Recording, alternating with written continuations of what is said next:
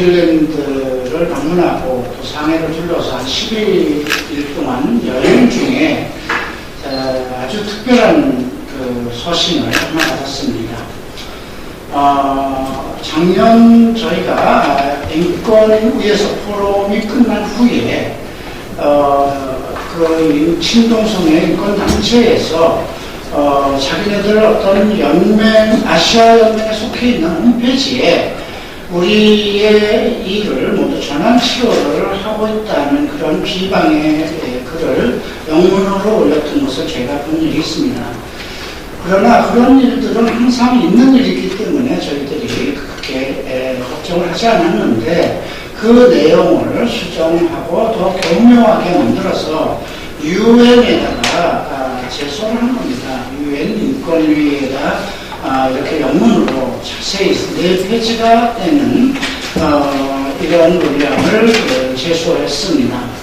제가 뉴질랜드에서 이 글을 보고 정말 자세한 내용을 이제 영문이 돼서 보지 못했지만 이미 4, 5월 달에 제가 이걸 검토했던 일이 있어서 우선 그 번역을 해야 되겠다 싶어서 이제 번역을 시켰고요.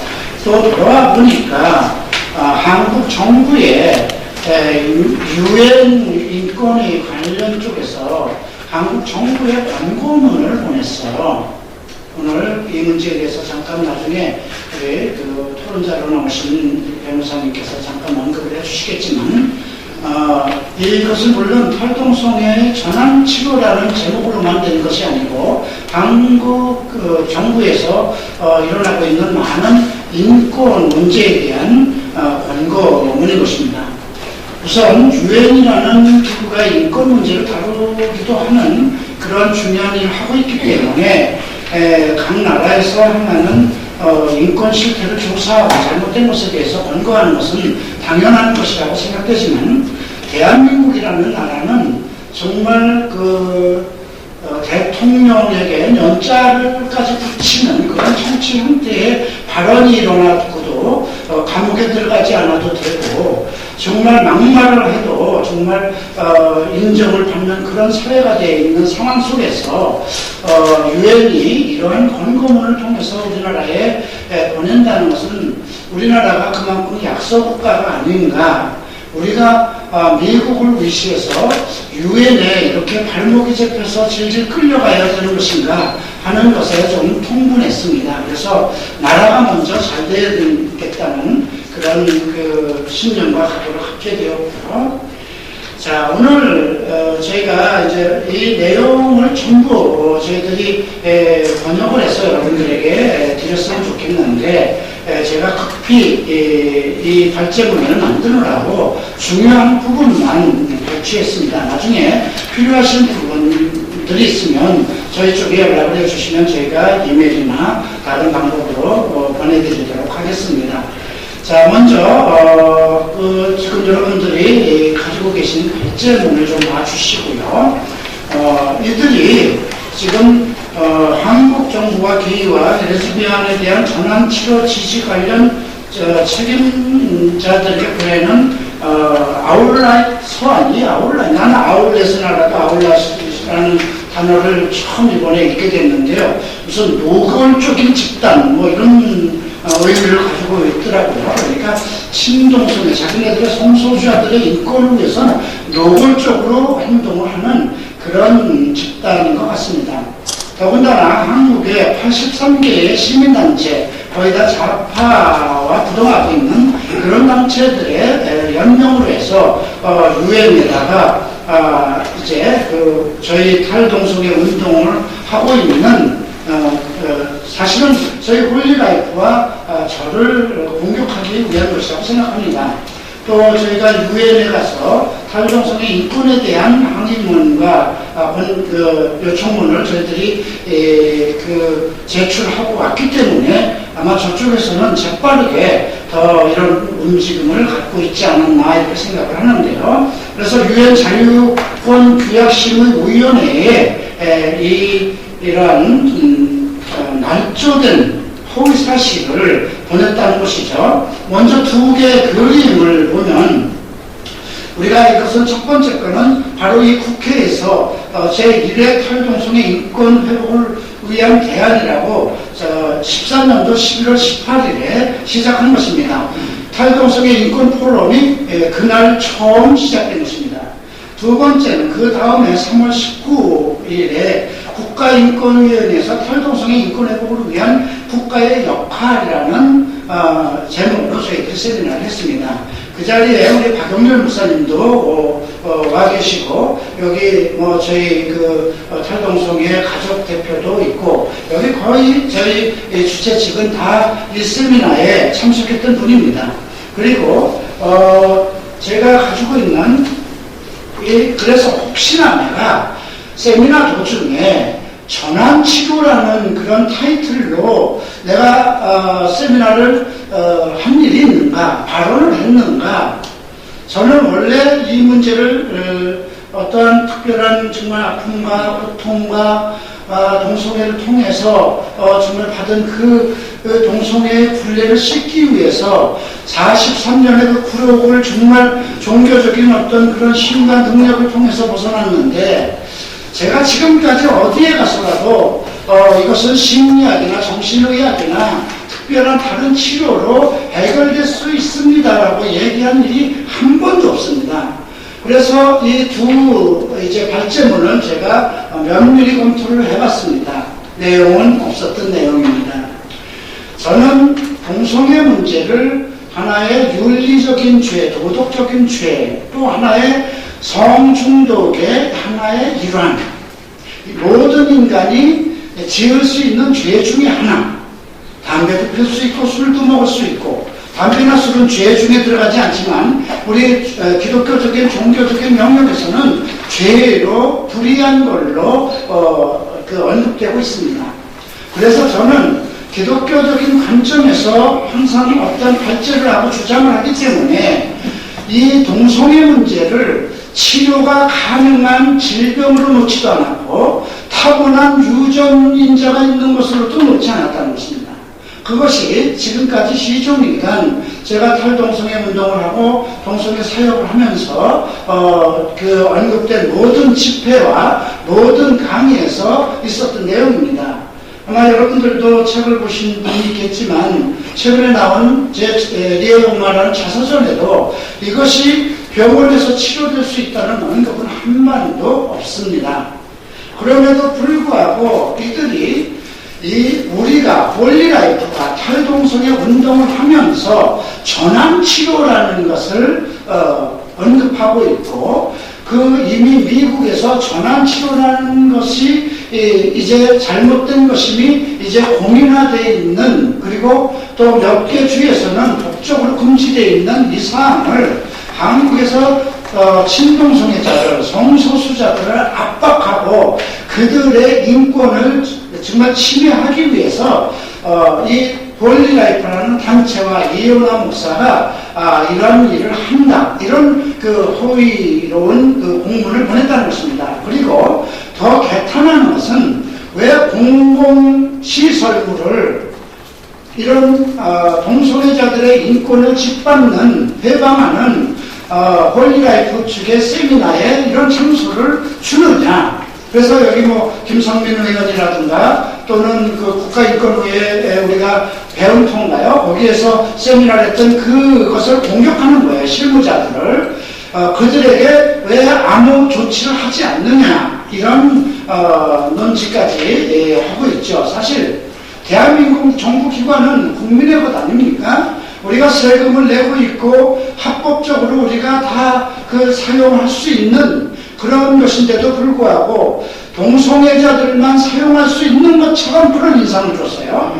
이미 국가인권위원회는 지금까지 친동성애 정책을 펴왔습니다. 언론 보도 준척이라든지 각 행정부에 보내는 어떤 성소수자에 대한 인권에 대한 그런 정책이 전부 편중되어 있었습니다. 그래서 저희들이 그 문제를 사실 어떻게 하면 뒤집을 수 있을까, 위헌소송이라도 걸어야 되지 않을까, 인권위를 정말 문 닫게 하도록 어떻게 해야 되지 않을까, 그런 생각도 가지고 있습니다. 그러나 인권위는 동성애뿐만 가지고 다루는 기관이 아니기 때문에 이 편중된 인권 정책을 어떻게 바꿔야 될 것인가 고심하고 있습니다. 그래서 우리도 탈동성애자들의 인권, 저들이 성소수자라고 얘기를 한다면 성소수자들보다 더 작은 탈동성애자들과 탈동성애 지도자, 탈동성애 지향자, 그리고 그의 가족들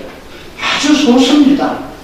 정말 여기에 있는 분들만큼도 모이지 않는 소수입니다. 그러나 내가 8년 동안 1,500여 명을 상담을 했다는 것입니다. 예, 조사를 해보니까 3%가 천주교 쪽이었습니다. 불교계 쪽에서도 한두 사람이 있었고요. 나머지는 다 기독교 쪽이었다는 것이죠. 그러면 나한테 오지 않은 사람들, 그들 중에는 얼마나 많은 사람이 동성애를 벗어나고자 고심하고 애통하고 있느냐, 이 문제를 우리가 생각해야 되는 것이거든요.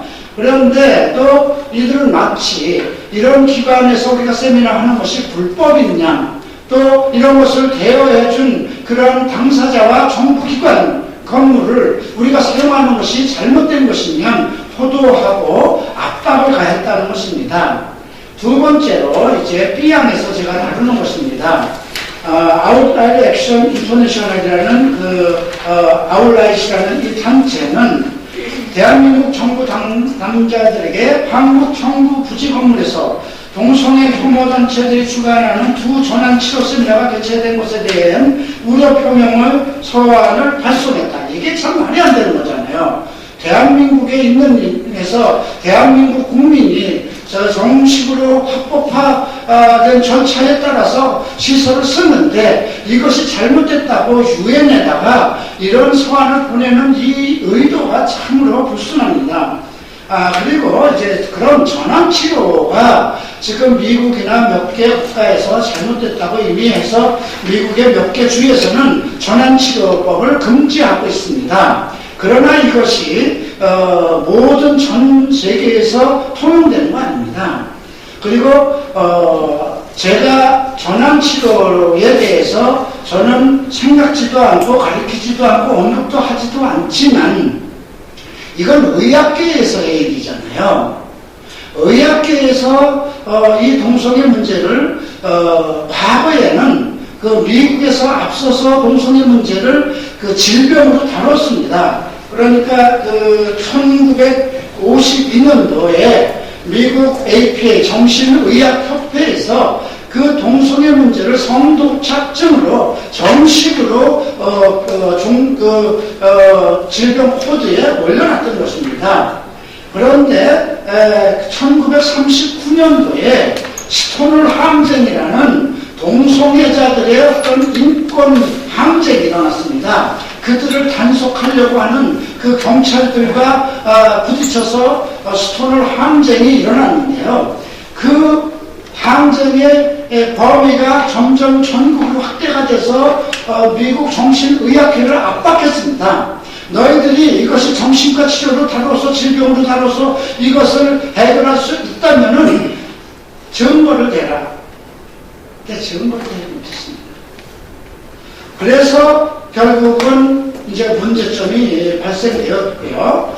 그런데 사실은 이 전환치료라는 것이 미국의 그 동성애 연구 치료를 위한 전미협회라는 널스라는 그 의사들의 협회가 있습니다. 이 협회에서 이미 정신의학으로 동성애 치료를 질병으로 보고 치료가 가능한 하나의 그 질병으로 보고 이들이 그들을 전환시키는 심리학적인 여러 가지 요법을 썼습니다.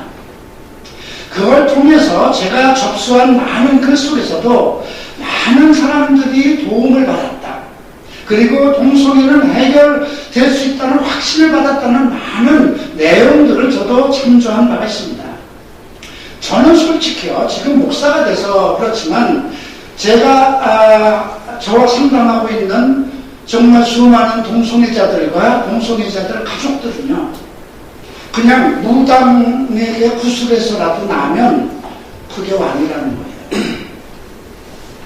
거예요. 중국에 정말 쥐 잡는 고양이가 백묘 홍무라는 말이 있듯이 구술했든 천주교에 가서 미사를 드렸든 불교에서 불공을 드렸든 점을 보았든 무엇을 했든지 간에 나는 동성애자들이 치유될 수 있고 해결될 수 있다면 나는 그것에 박수를 칩니다. 목사임에도 나는 그것에 대해서 박수를 칠 수밖에 없습니다. 이것이 가족과 수많은 동성애자들의 소망입니다. 그럼에도 불구하고 물론 이들도 신동성애자들도 내심적으로는 동성애 치유를 바라고 있어요. 자기네들의 육신의 쾌락과 그 중독을 벗어나지 못해서 어차피 그 길로 가고 있지만 괴로워하고 있다는 것입니다. 제가 이 리에마 말을 쓰고 나서 신동성애자들 쪽에 동성애자들이 전화를 많이 받습니다. 목사님, 이 책을 보고 싶은데 이것을 서점에서 봐서 이걸 보면 집안에서도 난리가 날 것 같으니까 목사님 리북으로, 이북으로 볼 수 있게 해주셔요. 그래서 제가 이북으로 지금 여러분들이 인터넷에서 볼 수 있도록 이북으로 지금 출판이 되고 있습니다. 전환치료에 대해서는 여러분들이 위키 백과에 이미 인터넷을 통해서 출력하면 나옵니다. 네, 무엇이 전환치료입니다. 의학계에서 이미 30년 동안 미국 의학계와 전 세계 의학계에서 1952년부터 30년 동안 행해오는 것이라는 것이죠. 인권단체, 친동성의 인권단체의 반발과 그들의 데모와 그들의 협박에 의해서 APA에서 그 1974년도에 이 동성애는 질병이 아니다라고 질병 코드에서 내려놨지만 이것이 동성애를 정신과로 다룰 때만 해도 많은 사람들이 그 동성애를 벗어나려고 애를 썼고 벗어난 사람들이 꽤 있었다는 것입니다. 좋습니다. 저는 질병을 다루지는 않습니다.